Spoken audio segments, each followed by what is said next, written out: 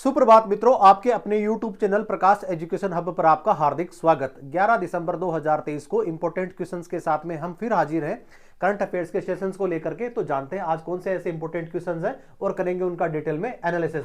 तो सेशन की शुरुआत करते हैं और जानते हैं आज कौन सा दिवस मनाया जा रहा है और क्यों अपने लिए इंपॉर्टेंट है। चलिए देखते हैं, आज 11 दिसंबर है और 11 दिसंबर को कौन सा दिवस मनाया जा रहा है। अंतर्राष्ट्रीय यूनिसेफ दिवस जो है उसकी शुरुआत होती है 11 दिसंबर 1946 को।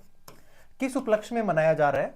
जब सेकेंड वर्ल्ड वॉर जब हो रहा था तो उसके अंदर हताहत हुए हुए इंजर्ड जो बालक थे या कह सकते हैं जो शिशु थे, जो छोटे बच्चे थे, उनके अधिकारों को सुनिश्चित करने के लिए और उनके लिए अलग से एक फंड बनाने के लिए यूनिसेफ की स्थापना 11 दिसंबर 1946 को की गई थी। बात करते हैं कि भारतीय अगर इतिहास के तौर पे इसको देखा जाए तो 11 दिसंबर अपने लिए क्यों इंपॉर्टेंट है, तो डिस्कस करते हैं कि 11 दिसंबर को ऐसा क्या हुआ। और संविधान सभा की अगर बात करें तो वहां पे 11 दिसंबर क्यों अपने लिए ये इंपॉर्टेंट है। 11 दिसंबर 1946 की बात हो रही है और 11 दिसंबर को संविधान सभा की दूसरी जो बैठक हुई थी उसके अंदर हमारे जो पूर्व राष्ट्रपति थे जिनका नाम राजेंद्र प्रसाद है, उनको स्थायी सदस्य चुन लिया गया था। बात करते हैं 9 दिसंबर की भी, क्योंकि संविधान सभा की जो पहली बैठक हुई थी वो 9 दिसंबर को हुई थी और उसके अंदर सच्चिदानंद सिन्हा को यहाँ पे अस्थायी जो सदस्य है वो चुना गया था। कारण सिर्फ एक ही था कि वो संविधान सभा के अंदर सबसे वरिष्ठ सदस्य थे, इसलिए उनको अस्थायी सदस्य बनाया गया था। जबकि 11 दिसंबर को संविधान सभा के अंदर स्थायी सदस्य चुना गया और जिनका नाम था वो था पूर्व राष्ट्रपति हमारे राजेंद्र प्रसाद। चलिए देख लेते हैं। इसके अलावा इस समय जो है 11 दिसंबर को कितने संविधान सभा के लोगों ने इस बैठक में भाग लिया था, तो आंसर हो जाएगा इसका 211 सदस्यों ने इस बैठक में भाग लिया था। बात थोड़ी आगे मैं आपको बताता चलूं कि इस दिन जो है या कह सकते हैं संविधान सभा के अंदर सदस्यों की संख्या कितनी थी, तो ये थी 389 जो सदस्य थे वो इसके अंदर टोटल शामिल थे। 389 के अंदर हम जानते हैं कि कौन से सदस्य किस भाग से आए थे, तो मैं आपको बताता चलूं कि इसके अंदर 292 सदस्य ब्रिटिश भारत के थे, 292 सदस्य ब्रिटिश भारत के, और इसके अलावा 4 ऐसे सदस्य थे जो केंद्र शासित थे या कह सकते हैं जिन पे केंद्र का डायरेक्ट अधिकार था। तो इसके अंदर कौन कौन से ऐसे राज्य थे या कह सकते हैं कौन कौन से स्थान थे जिन पे केंद्र का या ब्रिटिश प्रांत जो था उनका डायरेक्ट ही क्या अधिकार था। इसके अंदर देखते हैं कि सबसे पहले कुर्ग कर्नाटका, इसके अलावा बलूचिस्तान और अजमेर और न्यू दिल्ली, ये 4 ऐसे जगह थी जहां पे ब्रिटिश केंद्र शासित प्रदेश के तौर पे यहां पे इसको चलाया करते थे। तो टोटल जो सदस्यों की संख्या थी वो 296, जिसमें से 292 प्लस 4 ये तो हो गए ब्रिटिश भारत के। इसके अलावा 93 जो सदस्य थे वो थे हमारे जितने प्रकार की जो रियासतें थी या भारत के अंदर जितनी उस समय जो वर्तमान में उस समय में जो स्थित जो रियासतें थी उनके जो सदस्य थे उनकी संख्या कितनी थी, 93 थी। तो इसलिए जो टोटल जो ग्रांड टोटल हो जाता है वो 389 था। तो 11 दिसंबर को अगर संविधान सभा की विशेष से अगर इस प्रकरण को देखें बात करें तो 11 दिसंबर को स्थायी सदस्य चुन लिया गया था उसी दिन।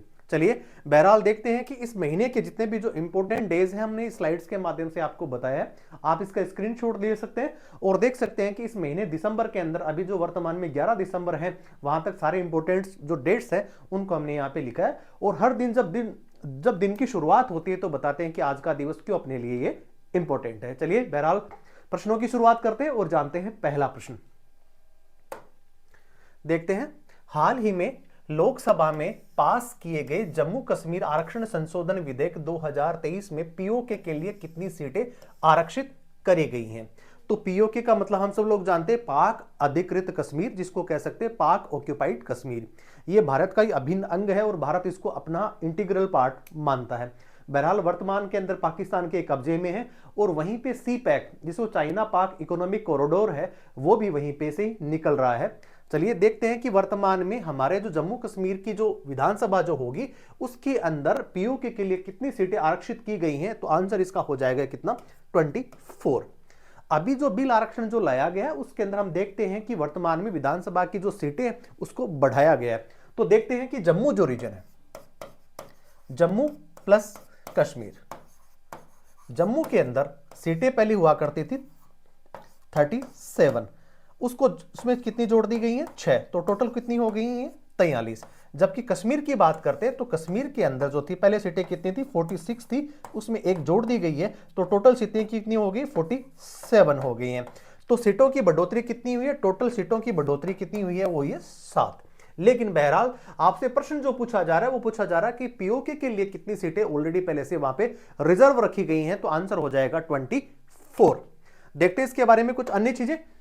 24 सीटें हैं और हम सब लोगों को पता है कि 5 अगस्त 2019 को जब आर्टिकल 370 और 35A जब वहां से हटा, उसके बाद में बहुत सारी जो चीजें थी वो चेंज हो गई। उसी के परिप्रेक्ष्य के अंदर हमारे जो लोकसभा के अंदर जो गृह मंत्री हैं उन्होंने बताया कि 2019 के बाद में बहुत सारी चीजें हैं वो जम्मू कश्मीर में कैसे बदली हैं, उसी का ब्यौरा उन्होंने इस प्रकार दिया।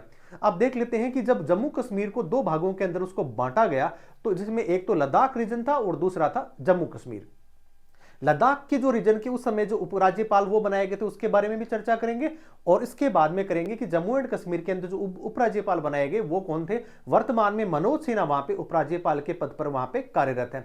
गिरीश चंद्र जो मुर्मू है वो पहले जम्मू कश्मीर के उपराज्यपाल थे, जिन्होंने कैग का कार्य भी संभाला था। अब देख लेते हैं कि जम्मू कश्मीर में 36 की जगह 43, जबकि कश्मीर में 46 की जगह 47 सीटें बन गई हैं। अब देख लेते हैं कि वर्तमान में कुल 107 सीटों से बढ़कर के कितनी हो गई हैं। अभी जम्मू कश्मीर की जो असेंबली थी उसके अंदर पहले 107 सीटें हुआ करती थी, लेकिन 6 सीटें जम्मू रीजन से आ गई हैं, जबकि कश्मीर से 1 सीटें बढ़ गई हैं, तो टोटल हो गई हैं टोटल 7। वो आप देख पा रहे हैं कि यहां पे 7 सीटें 107 प्लस 7 हो गई हैं, तो टोटल कितनी हो गई 114 हो गई है। विस्थापितों के लिए 2 हैं और उसके अलावा पीओके के जो लोग यहां पे आकर के बस गए उनके लिए भी 1 सीट रिजर्व रखी गई है। बात कर लेते हैं कि जम्मू कश्मीर के जो उपराज्यपाल है, जिसका मैंने आपको पहले बताया कि मनोज सिन्हा जिनका नाम है, इससे पहले गिरीश चंद्र जो मुर्मू थे वो पहले केग थे और उनको यहां पे क्या बनाया गया, यहां पे उपराज्यपाल बनाया गया। वर्तमान में देखते हैं कि लेह के अंदर या लद्दाख जो है उस रीजन के अंदर बीडी मिश्र वर्तमान में वहां पे उपराज्यपाल है, जबकि राधा कृष्ण माथुर पहले उपराज्यपाल वहां के बने थे। तो आपने इस प्रश्न के माध्यम से यह जाना कि वर्तमान में पीओके के लिए भारत सरकार के द्वारा कह सकते हैं या जम्मू कश्मीर विधानसभा के लिए अगर बात करी जाए तो वहां पे 24 सीटें रिजर्व रखी गई हैं पाक अधिकृत कश्मीर के लिए। चलिए जान लेते हैं अगला प्रश्न, प्रश्न संख्या 2। हाल ही में टाइम्स मैगजीन द्वारा सीईओ ऑफ द ईयर किसे चुना गया है। हमने ऑलरेडी पहले सेशंस के अंदर बात करी है कि जहां पे टाइम्स जो मैगजीन है उसके द्वारा एक तो टाइम्स ऑफ द ईयर में बात करते हैं, तो एक तो होता है कि साहब यहां पे आपको बेस्ट जो है वो खिलाड़ी का अवार्ड टाइम्स मैगजीन की तरफ किसको दिया गया, तो उसका नाम था लियोन मेसी। लियोन मेसी को टाइम्स मैगजीन के द्वारा best player of the year का अवार्ड किसे दिया गया, तो उसका आंसर हो जाएगा कौन सा, लियोन मेसी। अब बेस्ट ऑफ द ईयर की बात करें तो बेस्ट ऑफ द ईयर के साथ साथ में हम लोगों ने पढ़ा था कि टेलर स्विफ्ट एक ऐसी जो है वो कह सकते हैं महिला शख्सियत है जो पॉप सिंगर है, और उनको भी एक बड़े पुरस्कार से टाइम्स मैगजीन ने ही उनको नवाजा था। इसके बारे में भी हम बात करेंगे कि उनको टाइम्स ऑफ द पर्सन के अवार्ड से उनको नवाजा गया, और वो एक ऐसी महिला है, इससे पहले किसी महिला को इस प्रकार के अवार्ड से नवाजा नहीं गया था। और उसी की श्रेणी के अंदर टाइम्स मैगजीन के द्वारा सीईओ ऑफ द ईयर किसी को चुना गया। आंसर इसका हो जाएगा कौन सा, सैम्स ऑल्टमैन। सैम्स ऑल्टमैन क्या है, ये है चैट जीपीटी है, उसके सह संस्थापक ये सदस्य हैं, और उन्हीं को टाइम्स मैगजीन है उसके द्वारा सीईओ ऑफ द ईयर के अवार्ड से नवाजा गया है। चलिए देख लेते हैं। सैम्स ऑल्टमैन है, चैट जीपीटी है, उसके सह संस्थापक सदस्य हैं ये। चैट जीपीटी ओपन एआई द्वारा विकसित एआई चैटबॉट है। हम सब लोगों को पता है कि एआई जिस प्रकार अभी वर्तमान में लोगों के जीवन को कितना प्रभावित कर पा रहा है, और आर्टिफिशियल जो इंटेलिजेंसी जो है ये कह सकते हैं, जिसको कृत्रिम बुद्धि बोलते हैं, कृत्रिम बुद्धि आर्टिफिशियल इंटेलिजेंस काफी चर्चा में रहा है, और उसी के जो संस्थापक हैं, कह सकते हैं सह संस्थापक हैं, उन्हीं को ही वर्तमान में टाइम्स मैगजीन की तरफ से अभी सीईओ ऑफ द ईयर के अवार्ड से उनको नवाजा गया है। अब देख लेते हैं कि टाइम्स मैगजीन के एथलीट ऑफ द ईयर वो कौन बने हैं, वो लियोन मेसी बने। कहां के रहने वाले हैं, ये तो रहने वाले हैं अर्जेंटीना के, और इन्होंने 2022 का जो दोहा कतर के अंदर जो वर्ल्ड कप हुआ था उसके अंदर इनकी कप्तानी की अगुवाई के अंदर अर्जेंटीना ने विश्व कप को जीता था। इससे पहले 8 टाइम बैलोन डी पुरस्कार से भी इनको सम्मानित किया जा चुका है। चलिए, इसके अलावा पर्सन ऑफ द ईयर, जिसका मैंने आपको थोड़ी देर पहले बताया कि ऐसी वो महिला है, पॉप सिंगर है, जो अमेरिका से बिलोंग करती हैं, उनको टाइम्स ऑफ द ईयर के नाम से, एक ऐसे times person of the year के अवार्ड से उनको नवाजा गया है। और टाइम्स मैगजीन की स्थापना की बात करें तो 1923 के अंदर इसकी स्थापना हो गई थी। 1927 के अंदर ये जो अवार्ड दिए जाने शुरू हुए थे वो 1927 से इसकी शुरुआत हो गई थी। चलिए जान लेते हैं अगला प्रश्न, प्रश्न संख्या 3। हाल ही में जारी जलवायु परिवर्तन प्रदर्शन सूचकांक 2023 के अंदर भारत का किस स्थान, अभी कौन सा स्थान रहा है? हम सब लोगों को विदित है कि 30 नवंबर से लेकर के और 12 दिसंबर के मध्य COP23 का आयोजन अभी वर्तमान में UAE की राजधानी दुबई के अंदर हो रहा है। और वहां पे हमारे प्रधानमंत्री जी ने इसमें भाग भी लिया और वहां पे ये वक्तव्य दिया कि जितनी प्रकार के कार्बन उत्सर्जन जो भारत करता है उसका आंकड़ा या कह सकते हैं उसका लक्ष्य हम लोगों ने 11 साल पहले ही क्या कर लिया, पूरा कर लिया है। उन्होंने एक बात और कही कि 2030 तक हम जो गैर जीवाश्म जो ऊर्जा है उसको बंद कर देंगे और 50% पर ही उसको लेकर के आ जाएंगे, या कह सकते हैं कि नवीनीकरण जो ऊर्जा है उसके अंदर जो भारत का जो योगदान होगा 50% तक पहुंच जाएगा। उनके साथ में उन्होंने एक घोषणा और करी कि 2028 के अंदर जो COP28 के अंदर COP33 का जो आयोजन करेंगे वो कौन करेंगे? हम करेंगे, अर्थात कौन करेगा? भारत करेगा। तो COP33 इसका आयोजन 2028 में होना है और उसका आयोजन कौन करेगा? भारत करने वाला है। अभी बात बहरहाल आपसे पूछा जा रहा है कि भारत किस स्थान पे रहा है, तो इसका जो आंसर हो जाएगा वो कौन सा हो जाएगा? 7वां हो जाएगा। भारत अभी तक अपनी सर्वश्रेष्ठ जो रैंकिंग है उसमें बना हुआ है। इससे पहले इसकी जो रैंकिंग देखेंगे वो पहले नीचे थी, लेकिन धीरे धीरे भारत जो है प्रगति करता हुआ नजर आपको आ रहा है। देखते हैं स्लाइड के माध्यम से। आप देख रहे हैं कि यहां पे 2023 के अंदर 7वां स्थान है, जबकि 2022 में 8वां, 2021 में 10वां, 20 में भी 10वां, फिर 19 में भी 9वां। लेकिन कह सकते हैं कि जो सर्वश्रेष्ठ जो रैंकिंग 2023 में निकल करके आई है कि 7वें स्थान पे पहुंच गए हैं, तो हम क्या कर रहे हैं? इसके लिए ज्यादा से ज्यादा काम कर रहे हैं और संवेदनशीलता के साथ में सरकार काम कर रही है और जो लक्ष्य विश्व स्तर पे भारत को दिए जाते हैं उनको समय से ही पूरा करता हुआ प्रतीत आ रहा है। चलिए देख लेते हैं इसके बारे में। 7वां स्थान रहा है German watch new climate institute तथा क्लाइमेट एक्शंस नेटवर्क इंटरनेशनल द्वारा प्रकाशित है। COP28 का आयोजन मैंने आपको बताया कि 30 नवंबर से लेकर के और 12 दिसंबर 2023 तक दुबई में इसका आयोजन किया जा रहा है। भारत 28 के अंदर COP33 की मेजबानी भी कर सकता है। ऐसा करने की घोषणा जो है हमारे प्रधानमंत्री जी ने वहां पे करी थी। चलिए जान लेते हैं अगला प्रश्न, प्रश्न संख्या 4। हाल ही में सियाचिन में तैनात होने वाली पहली महिला मेडिकल अफसर कौन है? जैसे जैसे दिन बीत रहे हैं, या कह सकते हैं कि महिलाओं की जो भागीदारी है वो दिन प्रतिदिन बढ़ती चली जा रही है और उसके अंदर सेना भी अछूती नहीं है। और उसी के संदर्भ के अंदर हमने पहला जो सेशन करा था उसके अंदर भी मैंने आपको बताया था कि शैलेजा धामी ये हाईटी एटीट्यूड के अंदर किसी वायुसेना की टुकड़ी की कमान संभालने वाली पहली महिला अफसर है। ये एक तो हमने ये देखा शैलेजा धामी के अलावा, इसके अलावा हमने देखा था कि ये जो शिवा चौहान है, ये शिवा चौहान भी ग्लेशियर के अंदर तैनात होने वाली पहली महिला अधिकारी थी।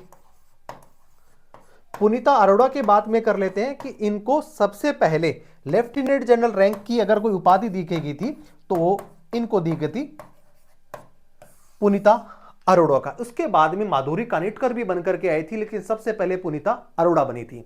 अब बात कर लेते हैं लास्ट में किसकी? शैलेजा धामी का, जिसका मैंने आपको बता दिया। गीतिका कौल ये मेडिकल कोर से बिलोंग करती हैं और इनको हाई एटीट्यूड, उच्च क्षमता और सबसे ऊंची जो जितनी प्रकार की जो हाई एल्टीट्यूड के अंदर हमारी जो सैन्य टुकड़ियां हैं वहां पर इनको पोस्टेड किया गया है। तो प्रश्न वहीं से बना है कि पहली महिला मेडिकल अफसर कौन है, तो उनका नाम को क्या हो गया? गीतिका कौल हो गया। पहले वाले सेशन में हमने एक चीज और करी थी कि जो एडीसी नियुक्त होते हैं, राज्यपाल के जो एडीसी नियुक्त होते हैं उससे पहले पुरुष ही हुआ करते थे और तीनों सेनाओं के जो कोई अधिकारी होते थे उन्हीं को नियुक्त किया जाता था। लेकिन इस बार पहली बार एक उत्तर पूर्वी राज्य है जहां पर पहली बार यहां पे मनीषा पाढ़ी स्क्वाड्रन लीडर है, एयरफोर्स से बिलोंग करती हैं और उनको वहां पे एडीसी नियुक्त किया गया था। तो ये भी महिलाओं के लिए बहुत बड़ी बात, गर्व की बात। और पहली महिला सहायक डी कैब भी एडीसी कौन बनी थी, ये भी स्क्वाड्रन लीडर मनीषा पांडे बनी है। फाइटर जेट चलाने वाली अगर महिला कह सकते हैं उड़ाने वाली है तो अवनी चतुर्वेदी है। हम सब लोगों को विदित है कि अवनी चतुर्वेदी के साथ में 3 ऐसी महिला जो कमीशन हुई थी एयरफोर्स के अंदर, और उन्होंने पहली बार किसी फाइटर जो प्लेन है उसको उड़ाने का कारनामा दिखाया था। रफाल भी जो है वो उड़ा चुकी है अवनी चतुर्वेदी। इसके अलावा फाइटर जेट कमान की भी वो संभाल सकती हैं। रफाल फाइटर जेट उड़ाने वाली पहली महिला पायलट शिवांगी सिंह है, जबकि वायुसेना फ्रंटलाइन लड़ाकू यूनिट की कमान संभालने वाली शैलेजा धामी है। सबसे ऊंची भूमि, जैसा कि मैंने बताया था, हाई अल्टीट्यूड एरिया के अंदर पहली बार अगर किसी महिला को वहां पे नियुक्त किया गया है, उनका नाम कौन सा था, वो था कैप्टन शिवा चौहान। हाल ही में साधना सक्सेना नायर को एयर मार्शल की रैंक मिली है, जबकि भारत की पहली महिला लेफ्टिनेंट जनरल कौन है, तो पुनीता अरोड़ा है। इसके बाद नंबर जो 2 की बनी थी उनका नाम था माधुरी कानिटकर। चलिए जान लेते हैं अगला प्रश्न, प्रश्न संख्या 5। हाल ही में जारी रिपोर्ट के अनुसार दक्षिणी पूर्वी एशिया में किस देश में मलेरिया के सबसे ज्यादा 66% मामले दर्ज किए गए हैं, तो आंसर इसका हो जाएगा भारत। और भारत के अंदर मलेरिया के केस 2022 के अंदर WHO के अनुसार सबसे ज्यादा देखे गए हैं। और इसी के संदर्भ के अंदर आपसे ये सवाल पूछा जा रहा है, तो इसका जो आंसर होने वाला है वो कौन से होने वाला है, भारत होने वाला है। इसके अलावा हम लोगों ने एक पहले सेशन के अंदर बात करी थी, और मैं आपको रिवीजन करूं कि ट्रेकोमा एक बीमारी है जिसको बांग्लादेश से क्या कर दिया, सॉरी अपने जो है इराक से इसको क्या कर दिया गया था, मुक्त कर दिया गया था। और पोलियो के बारे में बात कर लेते हैं, तो पोलियो के अंदर भारत 2014 के अंदर पोलियो के उसके बाद में कोई भी केस उसमें वहां नहीं देखा गया था। चलिए देख लेते हैं इसके अंदर चीजें कि भारत की बात हो रही है। 2022 में WHO के दक्षिण पूर्व एशिया क्षेत्र में मलेरिया के आश्चर्यजनक 66% मामले भारत में दर्ज किए गए। प्लाज्मोडियम विवेक्स एवं प्रोटोजोआ परजीवी के क्षेत्र में लगभग 46% मामले यहीं से दर्ज किए गए थे। बात कर लेते हैं, हाल में WHO द्वारा इराक को ट्रेकोमा मुक्त देश घोषित कर दिया गया, जैसा कि मैंने आपको बताया। और भारत के पोलियो मुक्त की अगर संदर्भ की बात करें तो 27 मार्च 2014 को भारत भी पोलियो मुक्त हो गया था। WHO की स्थापना के बारे में बात करते हैं तो 7 अप्रैल 1948 को इसकी स्थापना हो गई थी। WHO का जो हेडक्वार्टर है वो कहां पे, जिनेवा स्विट्जरलैंड के अंदर है। विश्व के अंदर किसी भी प्रकार की अगर कह सकते हैं कि बीमारी आती, हमने देखा सब लोगों ने कि कोरोना काल के अंदर WHO ने जो रोल निभाया, मेरे हिसाब से कह सकते हैं, या देखा जाए तो WHO की जो भूमिका थी वो काफी महत्वपूर्ण रही थी, और लोगों तक, आम जीवन तक पहुंचने के लिए WHO ने बड़ी भूमिका जो है वो उसको निभाया था। चलिए जान लेते हैं अगला प्रश्न, प्रश्न संख्या 6। छत्तीसगढ़ में विधायक दल की बैठक में किस व्यक्ति को या कह सकते हैं किस राजनेता को छत्तीसगढ़ का औपचारिक मुख्यमंत्री बनाने की घोषणा कर दी है। वहां पे अभी विधायक दल की बैठक हुई और उस बैठक के अंदर यह निर्णय लिया गया। उससे पहले ऑलरेडी वहां पे पर्यवेक्षक भेजे जा चुके थे, और सब लोगों की सर्वसम्मति से किसे चुना गया, इसका आंसर हो जाएगा कौन सा, विष्णुदेव साय। विष्णुदेव साय को वहां पे सर्वसम्मति से विधायक दल का नेता चुन लिया गया, और जो विधायक दल का जब नेता चुन लेते हैं वही मुख्यमंत्री बन जाता है। इससे पहले हमने बात करी वहां के जो पूर्व मुख्यमंत्री आप देख रहे हैं, ये भी छत्तीसगढ़ के मुख्यमंत्री रहे हैं। इसके अलावा रेणुका सिंह थी, ये भी पहले सांसद थी, और उन्होंने इस्तीफा देकर के और यहाँ पे MP का चुनाव लड़ा और वो MLA बन गई थी। इसके अलावा रामकुमार टोपे हैं, ये भी वहां के BJP के विधायक है। तो आपने देखा इस प्रश्न के माध्यम से अभी छत्तीसगढ़ के जो मुख्यमंत्री बनने वाले हैं, जिनका नाम विष्णुदेव साय होगा। चलिए देख लेते हैं। अब मैं आपको बताता चलूं कि अभी वर्तमान के अंदर निर्वाचन आयोग के द्वारा 5 राज्यों के अंदर चुनाव कराने की घोषणा की गई। 3 दिसंबर को चुनाव के नतीजे आए। हम लोगों ने देखा कि मिजोरम के अंदर लोहोतुंगा, मिजोरम के अंदर लाल दोहुमा मिजोरम पीपुल्स मूवमेंट के जो पार्टी के जो अध्यक्ष थे, उन्होंने मिजोरम के मुख्यमंत्री के पद के तौर पे क्या ली, शपथ ली। पहले वाले सेशन में हमने ये भी देखा था कि तेलंगाना के अंदर रेवंत रेड्डी हैं, उनको वहां का मुख्यमंत्री बनाया गया है। अब बात कर लेते हैं कि ऐसे कौन से राज्य हैं जहां पे अभी मुख्यमंत्री बनाना बाकी है। तो अभी इसकी बाट जो रहा है, एक तो राजस्थान जो रहा है और एक जो रहा है एमपी। तो थोड़े दिनों के अंदर इसकी भी घोषणा हो जाएगी और अगले सेशन में इसको भी अपन कवर करने वाले हैं। चलिए देख लेते हैं, बात करते हैं निर्वाचन आयोग की। निर्वाचन आयोग की जो स्थापना हो जाती है वो कब हो जाती है? वो हो जाती है 25 जनवरी 1950 को। 25 जनवरी 1950 को जब भारत गणतंत्र जब बना, एक से एक दिन पहले ही इसकी स्थापना हो जाती है। पहले जो मुख्य निर्वाचन जो आयुक्त थे जिनका नाम सुकुमार सेन था। वर्तमान में जो मुख्य चुनाव आयुक्त हैं जिनका नाम राजीव कुमार है। इनके अलावा जो दो अन्य सदस्य हैं जिनका नाम है अनूप चंद्र पांडे और अरुण गोयल है।